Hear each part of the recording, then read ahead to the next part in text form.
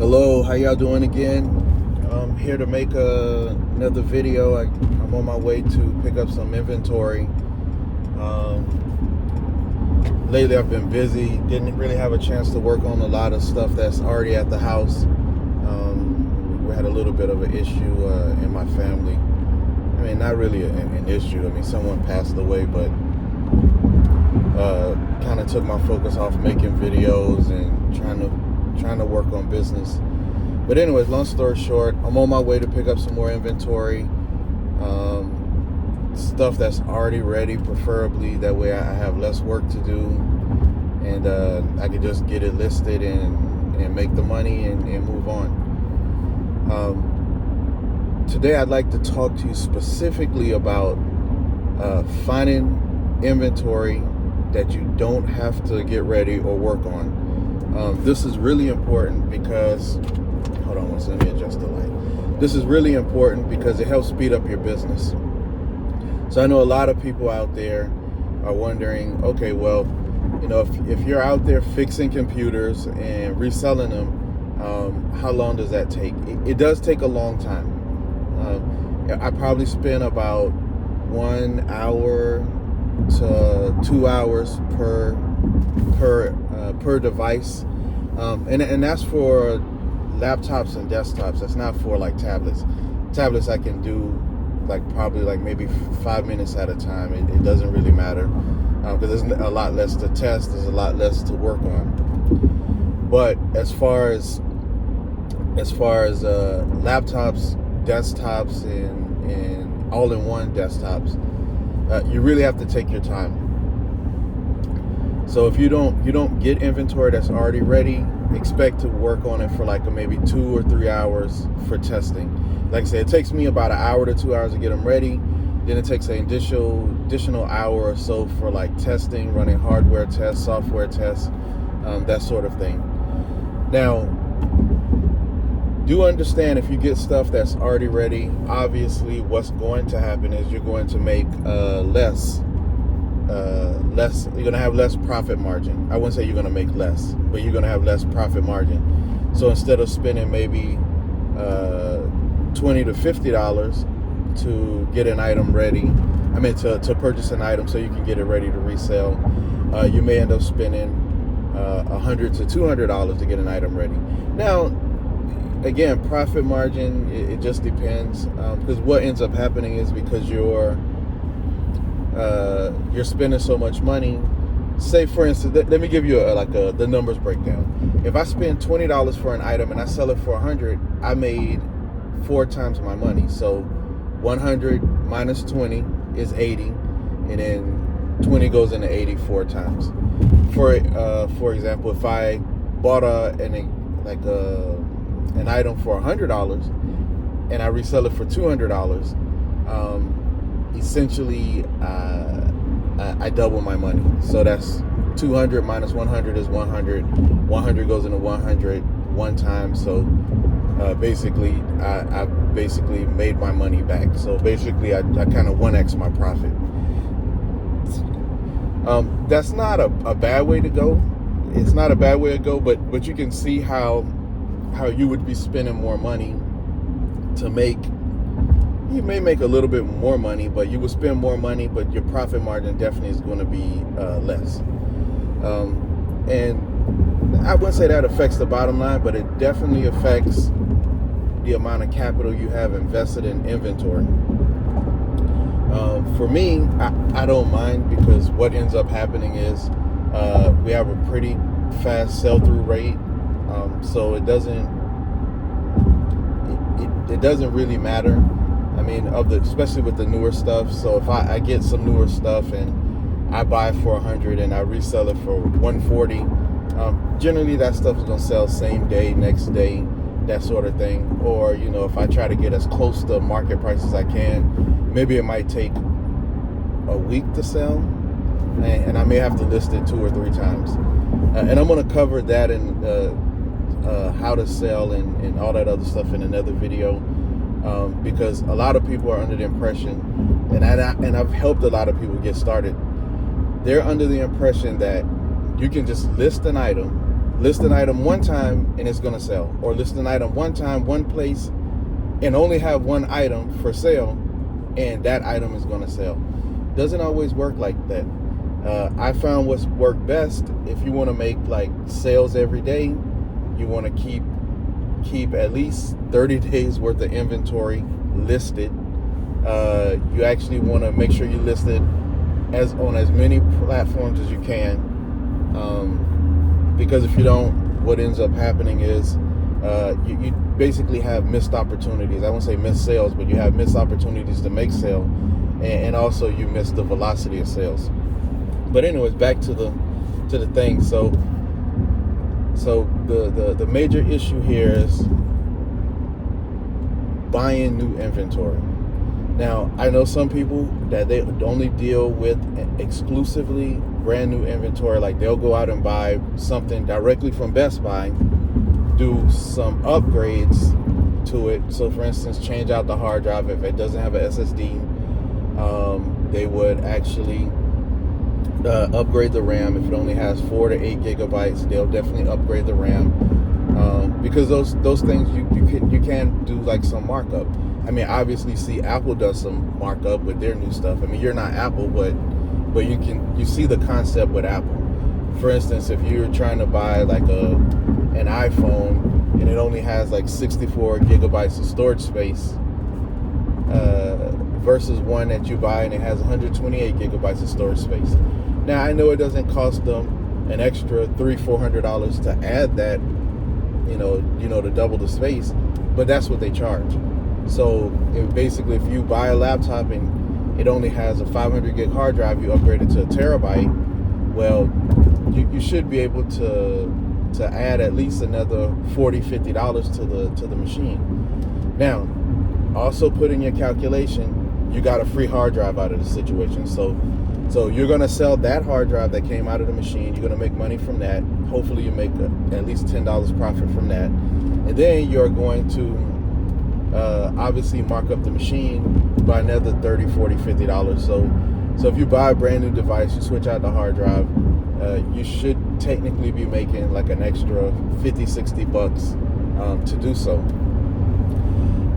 But that still takes work. So you're not out of the work situation. Your best thing to do is, and this is what I tell people, this is what I teach people, go to eBay, find items that's already completely tested and working.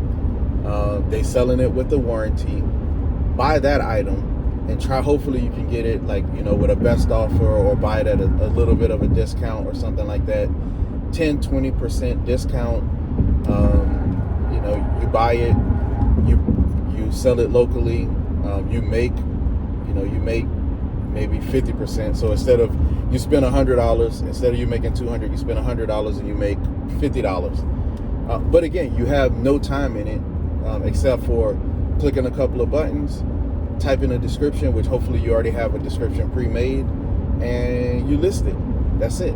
So you're not doing a ton. You just basically get them in, get them out. And I use that a lot, especially when I have like extra money just sitting around. I'm not using it. I need to figure out a way to just basically have a return on that money that I have there. And we'll go over that too in another video. How to borrow money, where to find money from to get your business started, if that's what you need. But again, we'll go through all of that. Just 1 second. Let me merge in the traffic. People don't always let you in. So, anyways, I lost my train of thought there. But just to kind of summarize everything. New inventory or newer inventory, or inventory that's already pre-done or already tested and working, especially the stuff you get from eBay, you just list it, sell it. Now, your unique selling advantage or unique selling proposal, or however people, they call it USPs, but you can call it whatever you want. Here's the thing. Your unique selling advantage is that you're not selling on eBay. That's your advantage.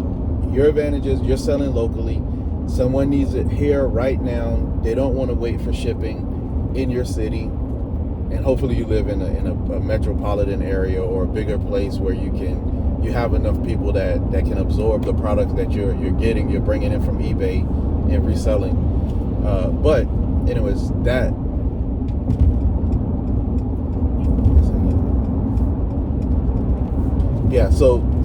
that's your unique selling proposition, or like I say, proposal, or however they want to say it. But that's your USP. So what ends up happening is somebody's going to need something today, right now, and that's the person you're looking for to sell it to. And again, don't be afraid to sell it for quick money. That extra $50 you make, it adds up over a month. If you sell one item a day, $50 a day, that's an extra $1,500 that you really didn't have to do much work for. Your hardest part of the job is meeting someone, giving them the product, and that's it. That's really it. I can do that all day. If it's $50 per item, I can do that all day. Matter of fact, I do it all day. So, and now what's happening with me, as far as me buying stuff off of eBay, I probably, of the items I get off of eBay, I probably sell about 1 to 2 a day off of eBay. So, and my profit is usually somewhere around $100 because I focus on a specific item. And that's something you should do also. But we're gonna go over that in another video too. It's a lot of stuff that I'm trying to fit into this video, but it all makes sense if you watch all the videos, because what ends up happening is all the stuff kind of meshes together, and it forms basically a cohesive system of selling, a cohesive system of obtaining inventory.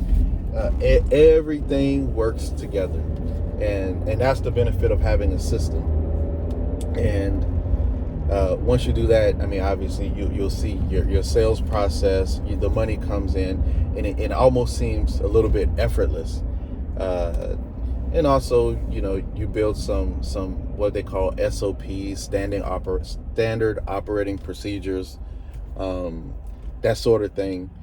But if you get everything going in a cohesive direction, trust me, your business will take off.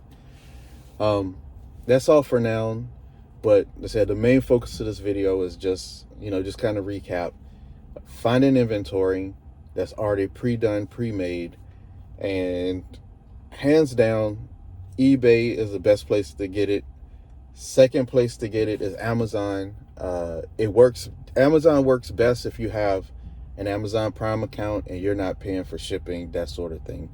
And obviously it's already in Amazon's warehouse versus buying from an individual owner, and they have to ship it to you, because more than likely they don't always offer free shipping, or the shipping is some way somehow built into the price. Versus Amazon, they figure out a way to absorb that. I mean, because bigger sellers can absorb it. Little sellers, there's no way to absorb free shipping. That's a fallacy if somebody thinks you can offer free shipping and some way somehow it's free to them. That's craziness. That will never happen, because the post office, FedEx, UPS, they all have to get paid, and that shipping ain't free, and somebody's going to end up having to pay for it. The buyer, the seller. The buyer will pay for it through an extra price. Seller going to pay through like lost profit or lost revenue, or like say bigger sellers, they can absorb the cost because it ends up working out to being like only a couple of dollars here and there, because they already have somebody out delivering packages, such as Amazon. Like the Amazon truck is in our neighborhood constantly, so for them to take a little bit of a L, like $2, $3, loss, it's not that big of a deal. And again, like I said, the drivers are there constantly, so I know that they can absorb the prices, of free shipping. But anyway, that's all for now. Again, if you're getting into business, keep your head up. If you need some assistance, just reach out to me in the comments. which my wife told me that my comments are off. I don't know how. I'm new to YouTube. I'm working on it, trying to figure it out.